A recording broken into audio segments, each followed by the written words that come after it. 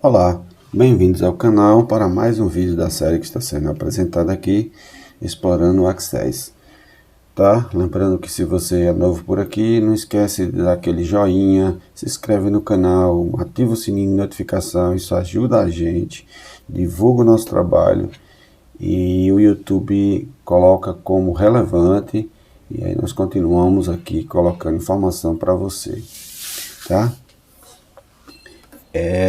No vídeo anterior foi apresentado, se você já vem acompanhando, então foi apresentado aí os tipos de relacionamento e na ocasião relacionamento um para um. E nesta sequência que fala sobre relacionamento, o próximo relacionamento da lista aí é um para muitos, que inclusive é um dos relacionamentos muito utilizados no banco de dados. Lá quando falei de relacionamento um para um, eu digo que não é muito utilizado. O um para um não é muito utilizado. O um para muitos é bastante utilizado. Por questões óbvias, né? Mas não perde a importância, ambos têm sua importância, que inclusive permanece aí nos bancos de dados relacionais aqui, o Access ele permanece em todas as versões, então ele é importante sim e deve-se tentar entendê-lo para que você tenha um banco de dados mais coeso, mais preciso, com informações enxuta por que isso? Porque às vezes você pode ter um banco de dados muito grande que na verdade tem muito resíduo lá de informação que não é utilizada ou não precisa, não se faz necessária, tá? Então, pois bem, para explicar aqui o relacionamento um para muitos, eu criei esse pequeno banco de dados aqui com duas tabelas, a tabela escritores, com apenas o código e o nome do escritor, tá? Sem muita incrementação aqui. E criei, obviamente, produtos aí do que seria o que o escritor faz, né? Portanto, livros. Então, o que é que isso daqui, qual é a ideia aqui? A ideia é ter escritores registrados no meu banco e ter as obras relacionadas a esses escritores. Então, qual é a lógica utilizada no um para muitos? Um escritor pode, né, ter vários livros escritos. Então, o escritor escreve vários livros. Tá? Então, eu vou ter no meu banco aqui, fosse um banco de biblioteca, né? Vou utilizar uma tabela, tabelas utilizadas em biblioteca, então eu teria para fazer uma busca. Claro que todo banco é assim, né? Você tem que inserir informação e depois trabalhar essas informações. Então existe um trabalho inicial, claro, para carregar, para colocar todas essas informações nos lugares que precisa estar e depois vem as buscas, que será tema aí aqui no canal, será tema, né, que neste caso do Access, consultas, né, nós iremos ver esse objeto chamado consultas. E essas consultas, elas são objetos muito importantes, extremamente importantes também após o banco de dados carregado, ou seja, o banco de dados com informações. Tá? É óbvio que isso depende de quem está construindo. De repente, se você quer quanto mais informação e mais, como é que eu posso dizer, mecanismos para a busca dessas informações, mais preciso vai ser os seus resultados. Mas lembrando que quem gerencia isso é quem está fazendo, você está desenvolvendo, então você é quem deve saber o que você quer guardar e o que você quer fazer com as informações guardadas, como quer manipulá-las, tá? Pois bem, não tem muita novidade na criação desse tipo de relacionamento, tá? Quem viu o vídeo anterior. Aí, novamente, ferramenta de banco de dados, relações, adicionar tabelas.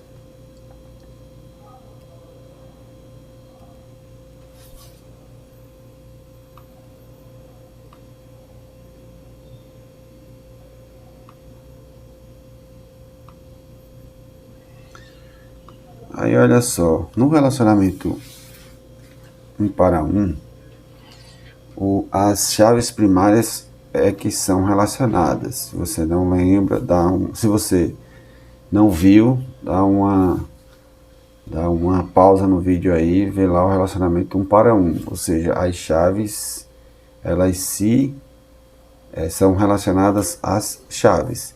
No relacionamento 1 para muitos, aí agora sim, em vez de utilizar o termo master, escravo, mestre, escravo, 1, 2, AB, eu já posso utilizar o termo lado.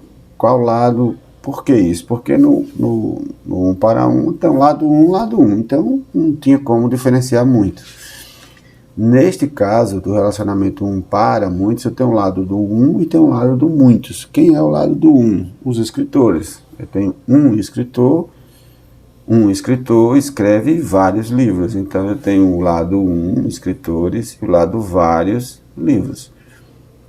Então não precisa utilizar aquela nomenclatura que eu usei no vídeo anterior, ela não precisa, porque eu tenho um lado vários, então fica mais fácil de entender aquela hierarquia apresentada. Tá? Então, qual é a lógica aqui? Uma coisa que eu tenho que explicar para você é o seguinte, para vocês, quem estiver assistindo o vídeo aí, que para o relacionamento 1 para 1, eu só preciso ter as chaves primárias, não importa quantos campos eu tenha.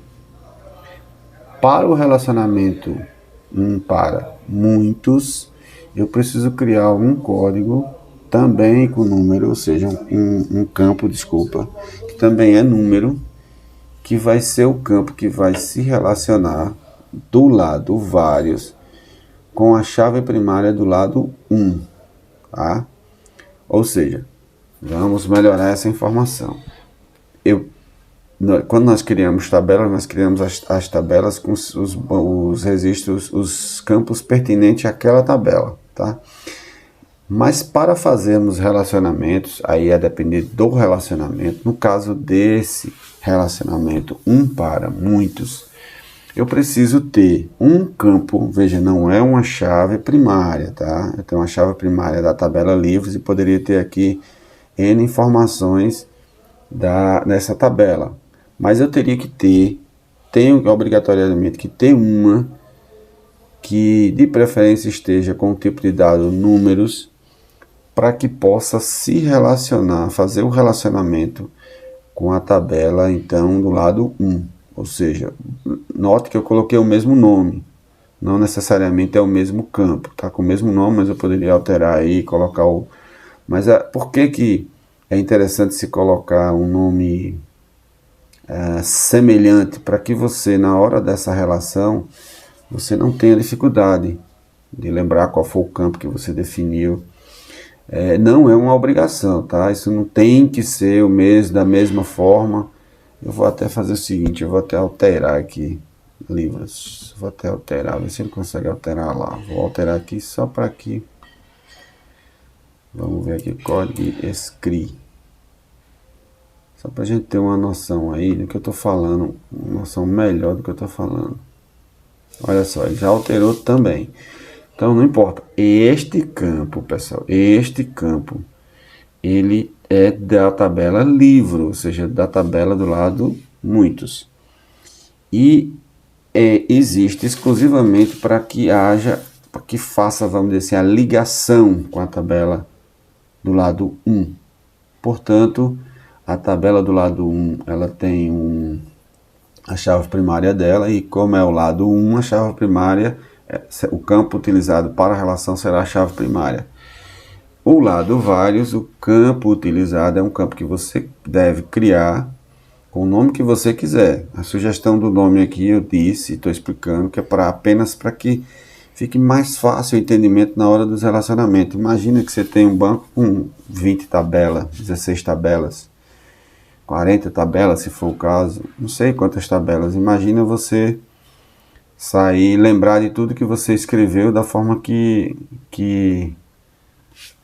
você consiga se lembrar de tudo isso. Então, isso é apenas uma forma de facilitar. Pois bem, como é feito o relacionamento?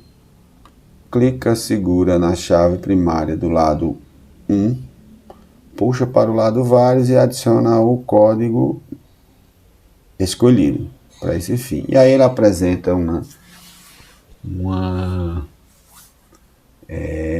uma informação sobre a edição dessas relações, tá? E aí vai dizer qual foi o código. Bom, qual foi o código que escolhemos, de fato. Código código escritor. Esse caso aqui é porque ele ainda pegou, ele não salvou aí, né? Aliás, desculpa, eu estou falando do lado errado. De fato, ele pegou o código escritor, claro, de escritores, mas na tabela livros, olha só, escri, tá aqui. Se você quiser, porventura, alterar, altera aqui, mas nós não precisamos, não vamos fazer isso. E aí a mesma coisa, pessoal, olha só, integridade, habilito aqui essas duas. E aí, propagar atualizações dos campos relacionados. Isso eu já expliquei lá na aula anterior.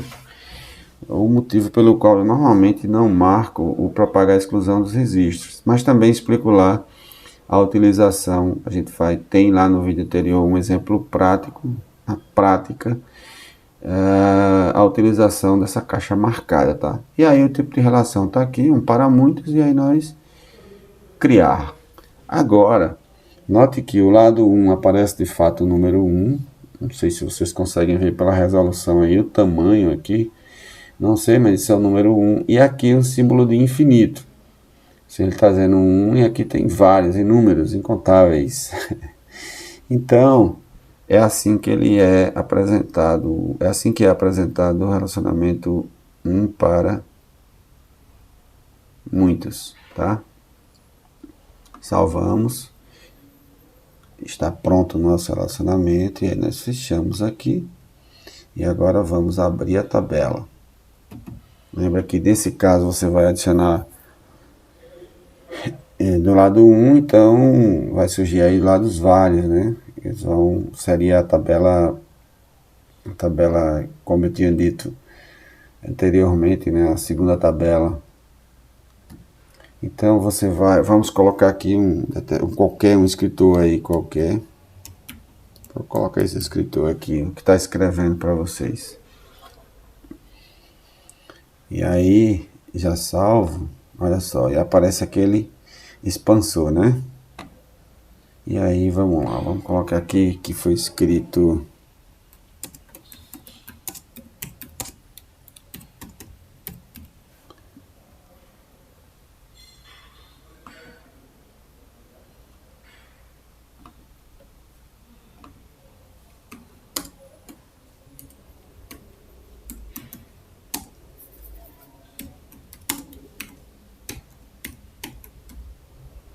vamos salvar.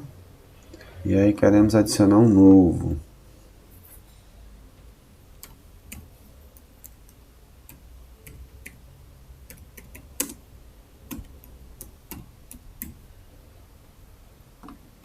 E vamos adicionar mais um novo.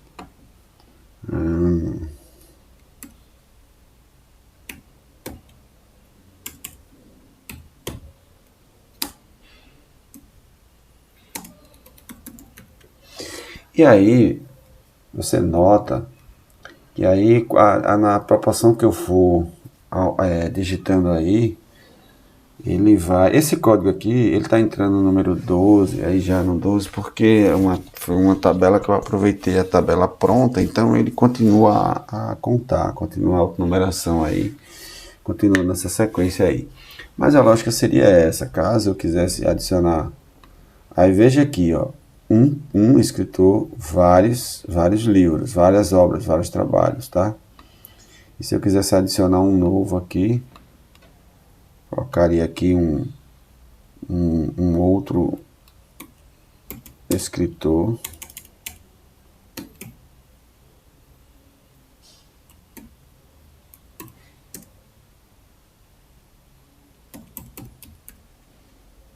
E esse escritor teria novamente aí, pessoal, várias obras. Por exemplo,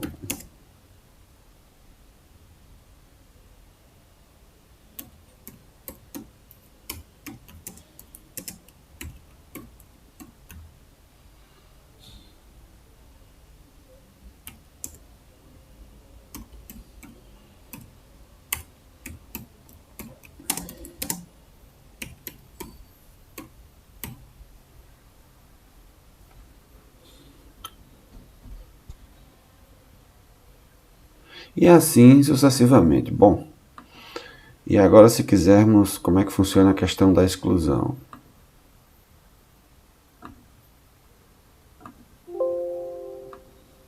Sem nenhum problema excluso. Vamos fazer assim agora, vamos fechar.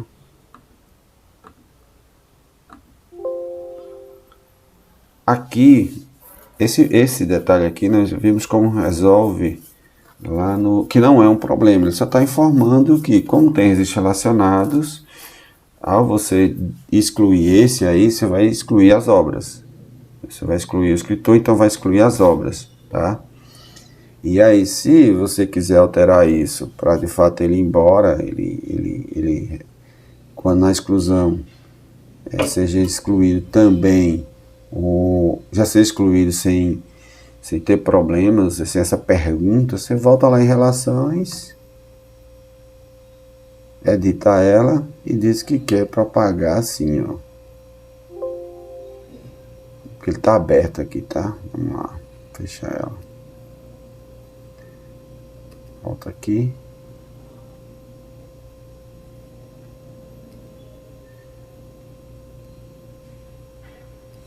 Pronto, salvamos.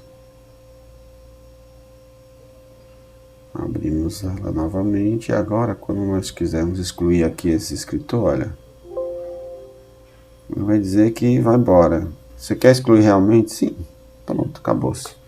Foi embora o registro. Pessoal, esse é foi apresentado aí, é o relacionamento para muitos, bastante utilizado, tá? Espero ter passado para vocês o entendimento pelo menos o entendimento básico do que seria o relacionamento para muitos, tá? O caminho aí é praticar, não tem outro, é você criar aí algum banco para efeito didático, para efeito de entendimento e aprimoramento aí dos conhecimentos e aplicar no seu banco que você estiver desenvolvendo aí, tá? Porque ele é muito utilizado mesmo, e aí você vai ver praticidade nele quando tiver nas consultas. Então, o que eu desejo a vocês aí que de fato consiga praticar e aprender e ter, tá? Desejo a todos um bom conhecimento, uma boa prática e até o nosso próximo encontro, que será uma videoaula explorando o relacionamento muitos para muitos, tá? Um abraço a todos e até lá.